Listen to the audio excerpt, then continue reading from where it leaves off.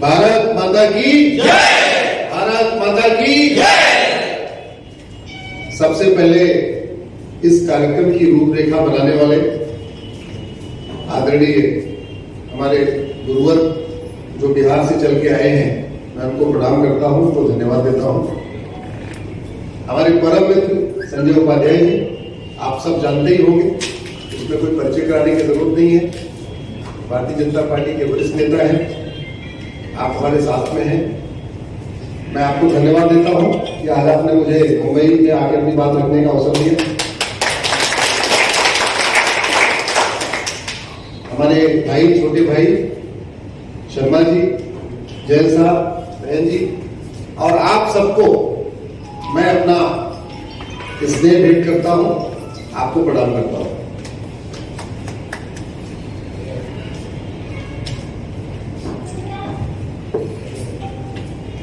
आप लोग 1 घंटे के लिए अपना मोबाइल साइलेंट कर दीजिए, क्योंकि दोबारा हमारी आपकी मुलाकात कब होगी, कहां होगी, कुछ नहीं पता। 1 घंटे के लिए मोबाइल साइलेंट कर दीजिए, स्विच ऑफ कर दीजिए, जो करना कर लीजिए। उसके बाद फिर 1 घंटे बाद, क्योंकि हम लोग मिले हैं तो कुछ न कुछ हम आपसे सीखें, और नहीं, हमें तो आपसे सीखना है, आप हमसे नहीं सीखना, हमें आपसे सीखना है। भारत का संविधान 300 लोगों ने मिलकर बनाया था। कितने लोगों ने? 300। उस 300 में से 75 मुस्लिम्स थे। ये जो 300 लोग संविधान बनाए थे, उसमें संविधान के जानकार थे, कानून के जानकार थे, वेद के जानकार थे, पुराण के जानकार थे, बाइबल के भी जानकार थे और कुरान के भी जानकार थे। तो और 1.5 साल से ज्यादा लंबी चर्चा के बाद संविधान बना। इसी पार्लियामेंट हाउस में, जहां आज की डेट में संसद चलती है, इसी में बैठ बैठ के संविधान बनाया जाता था। आजकल तो संसद का बाइकाट होता है, ये होता है। उस समय संविधान बन रहा था, कोई बाइकाट वगैरह नहीं होता था। टाइम पे लोग पहुंचते थे, टाइम पे उठते थे, लंच करते थे, फिर बैठ जाते थे, और कई बार तो 11-12 बजे तक संसद चलती थी इस संविधान को बनाने में।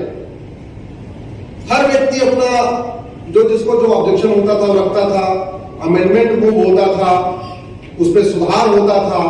लास्ट में बाबा साहब अम्बेडकर जो ड्राफ्टिंग कमेटी के चेयरमैन हैं, कभी वो अपनी बात रखते थे, कंक्लूड करते थे, कभी सरदार पटेल कंक्लूड करते थे, कभी श्यामा प्रसाद मुखर्जी कंक्लूड करते थे, कभी नेहरू जी कंक्लूड करते थे। ये सब लोग संविधान सभा में थे। साथियों, जिन विषयों पे 75 साल पहले चर्चा हो गई, लगभग 2 साल तक लंबी चर्चा हुई, और 300 लोगों ने चर्चा करके तय कर दिया कि अगला हमारा जो भारत बनेगा आजादी के बाद, आजाद हो ही चुका है, वो इस पे चलेगा, इस तरीके से चलेगा। क्या उसमें दोबारा चर्चा करने की जरूरत है क्या? अगर हमारे पूर्वजों ने, हमारे पिताजी ने, हमारे दादाजी ने कुछ तय कर लिया कि भाई हमारी फैमिली ऐसे चलेगी, क्या हमें बार बार उस पर चर्चा करना चाहिए? अगर हम अपने दादा की बात नहीं मानते तो हम अच्छे उनके वारिस तो नहीं कहला सकते ना, फिर तो नालायक ही कहलाए। तो इसलिए संविधान में जो कुछ लिखा हुआ है, अगर उस पर लोग ऑब्जेक्शन कर रहे हैं तो मक्कारी कर रहे हैं, वो गद्दारी कर रहे हैं। हाँ, संविधान में जो चीजें न लिखी हो, वो चीज अगर पार्लियामेंट में आ रही है, उस पर तो विरोध प्रदर्शन समझ जाता है। लेकिन जो चीज 75 साल पहले आपके तय हो गया, चर्चा हो गई, वोटिंग हो गई, अमेंडमेंट मूव हो गया, सब कुछ हो गया, उस पर आजकल आज आके कोई X party, Y party, Z party वाला अगर बोले नहीं अभी इस पर डिस्कशन की जरूरत है, डिबेट की जरूरत है, अरे डिस्कशन डिबेट सब हो गया। ऐसे नालायक लोगों को हमें आइडेंटिफाई करने की जरूरत है। भाई जो अपने बाबा की बात नहीं मानता, दादा की बात मानता, क्या कहते हैं? कपूत है। ये सब सुना है, पूर्वांचल के लोग होंगे, समझते होंगे, कूद कपूत कहते, कपूत है ये। तो जो हमारे संविधान निर्माताओं की बात नहीं मान रहा, वो कपूत है कि नहीं है? नालायक हो। संसदीय भाषा है, नालायक कोई असंसदीय नहीं है, ये भी संसदीय भाषा है, पार्लियामेंट्री लैंग्वेज है। हमारा देश संविधान से चलता है।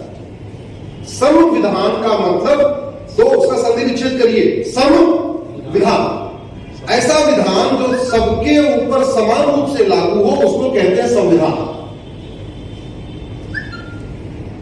लेकिन वास्तव में 75 साल के बाद भी भारत में संविधान लागू नहीं हो पाया है। भारत में बहुविधान चल रहा है। हिंदू के लिए अलग विधान, मुस्लिम के लिए अलग विधान, पारसी के लिए अलग विधान, ईसाई के लिए अलग विधान, जबकि होना क्या चाहिए था? संविधान। और संविधान में क्या क्या होना सकता है? आपके धार्मिक अधिकार समान होने चाहिए, आपके नागरिक अधिकार समान होने चाहिए, आपके सिविल राइट यूनिफॉर्म होने चाहिए, आपके ह्यूमन राइट यूनिफॉर्म होने चाहिए, आपके रिलीजियस राइट यूनिफॉर्म होने चाहिए, तो यूनिफॉर्म होने चाहिए। इसमें कोई डाउट है क्या? जिस तरीके से मैंने अभी सुप्रीम कोर्ट में हमने नई डिबेट छेड़ी है, अभी कुछ दिन के बाद वो डिबेट और परिपक्व हो जाएगी। हमारा ये कहना है कि जिस तरीके से धर्म का मतलब रिलीजन नहीं होता, धर्म के लिए कोई शब्द नहीं है, इसलिए हम रिलीजन को यूज करते हैं, इसी तरीके से संविधान के लिए कोई शब्द नहीं है, इसलिए हम कॉन्स्टिट्यूशन को यूज करते हैं। संविधान अलग है, कॉन्स्टिट्यूशन अलग है, धर्म अलग है, रिलीजन अलग है। धर्म क्या है? पिता का धर्म, माता का धर्म, पुत्र का धर्म, भाई का धर्म, सब अलग अलग धर्म है। डॉक्टर का धर्म, ड्राइवर का धर्म, सांसद का धर्म, मंत्री का धर्म, सबके अलग अलग धर्म है। वो रिलीजन नहीं है। वैसे संविधान का मतलब ऐसा विधान जो सबके लिए समान रूप से लागू हो, उसको कहते हैं संविधान। कॉन्स्टिट्यूशन का मतलब होता है विधान। कॉन्स्टिट्यूशन का क्या मतलब होता है? विधान। और संविधान मतलब जो सब पर समान रूप से लागू, उसको कहते हैं संविधान। तो जब आर्टिकल 14 कहता है इस देश में सब लोग समान है, आर्टिकल 15 कहता है जात धर्म भाषा के आधार पर भेदभाव नहीं करोगे, आर्टिकल 16 कहता है सबको समान अवसर मिलेगा, आर्टिकल 19 कहता है कि देश के प्रत्येक नागरिक देश में कहीं पे भी जाके रहने, बसने, पढ़ने, नौकरी करने, अपना घर बसाने, सबको बराबर अधिकार मिला हुआ है। आर्टिकल 21 कहता है सबको सम्मान सा जीवन जीने का अधिकार मिला हुआ है। फिर इस देश में अल्पसंख्यक बहुसंख्यक क्यों?